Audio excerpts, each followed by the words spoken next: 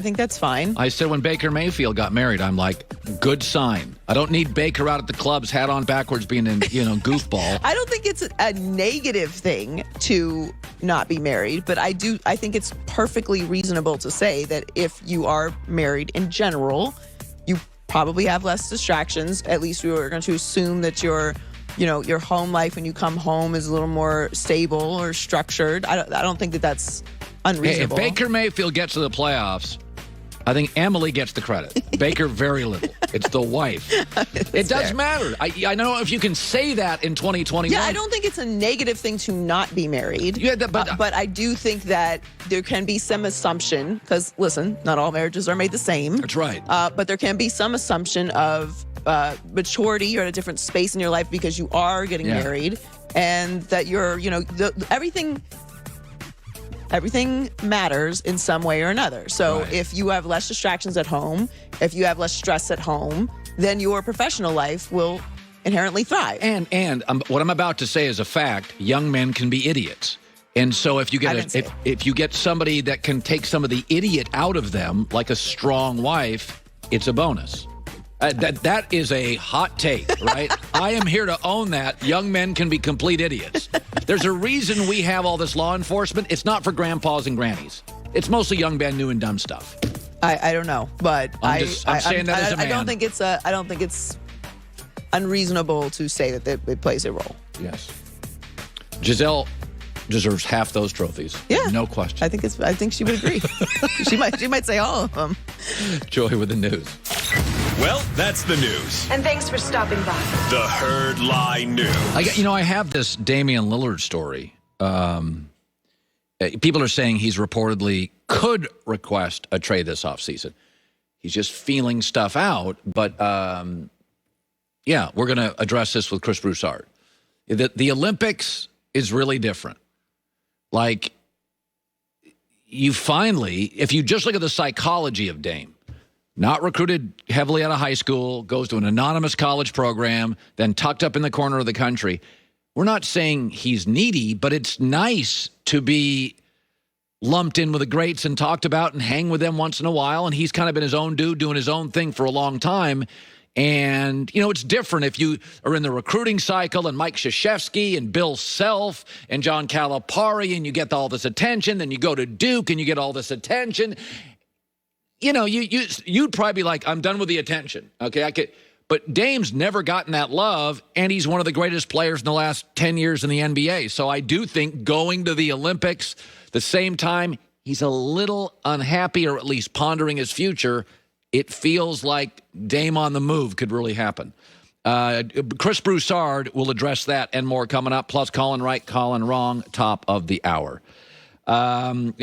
Jump into easy, breezy summer sleep with Casper. By the way, yesterday in L.A., hot day.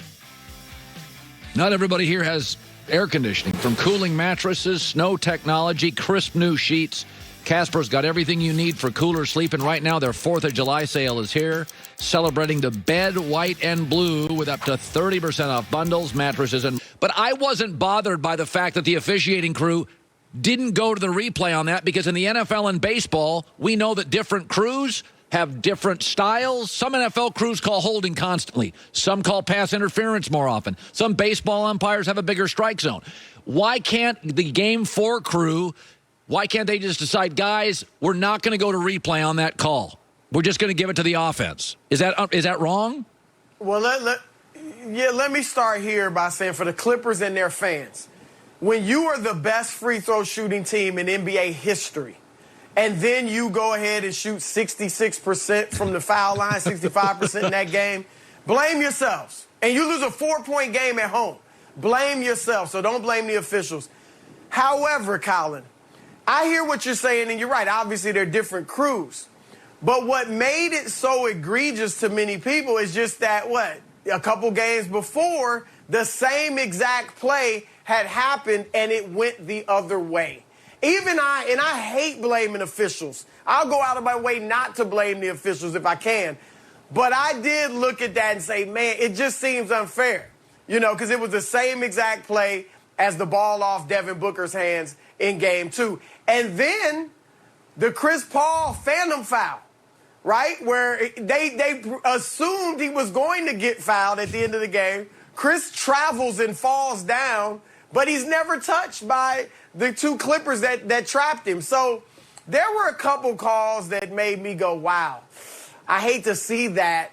But you know what I tell myself? Hey, the phantom foul on Kareem Abdul-Jabbar by Bill Laimbeer. Hey, Michael Jordan's push-off at the end of the great shot in Utah.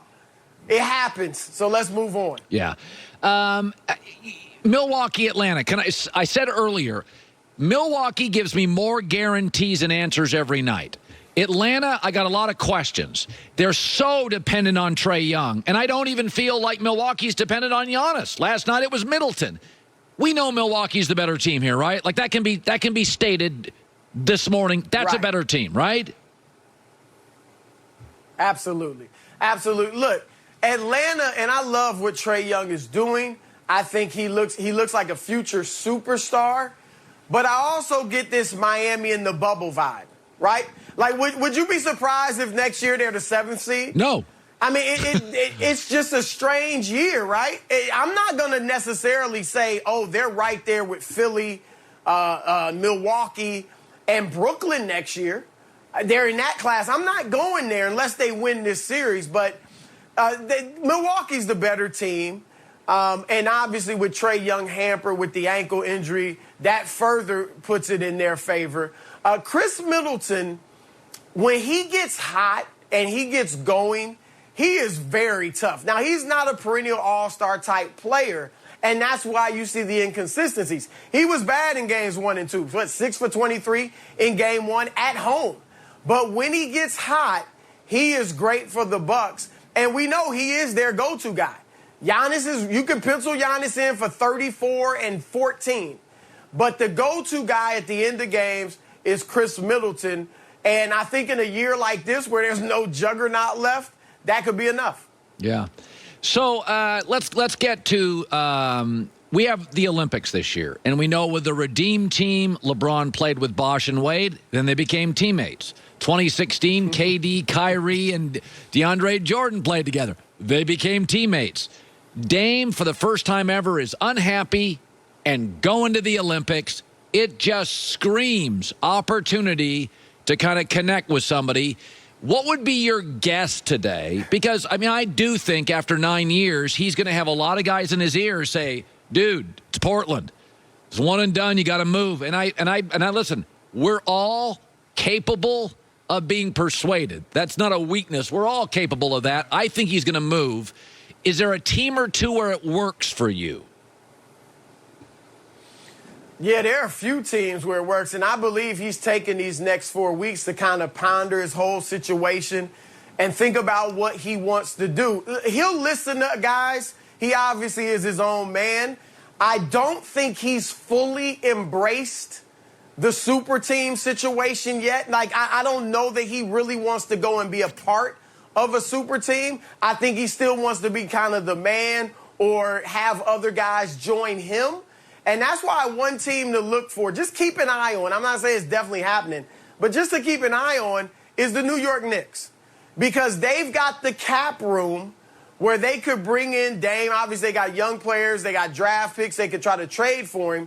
And then they have cap room where they could bring in another star or two, depending on what they did with Julius Randle. So that's a situation to just keep an eye on. But if I'm Dame Lillard myself, Colin, I'm looking at Philadelphia. And I'm saying that's where I want to go. I want to go play with Joel Embiid. I think they would be phenomenal. Obviously, Ben Simmons is the guy, and Tyrese Maxey that has to go back.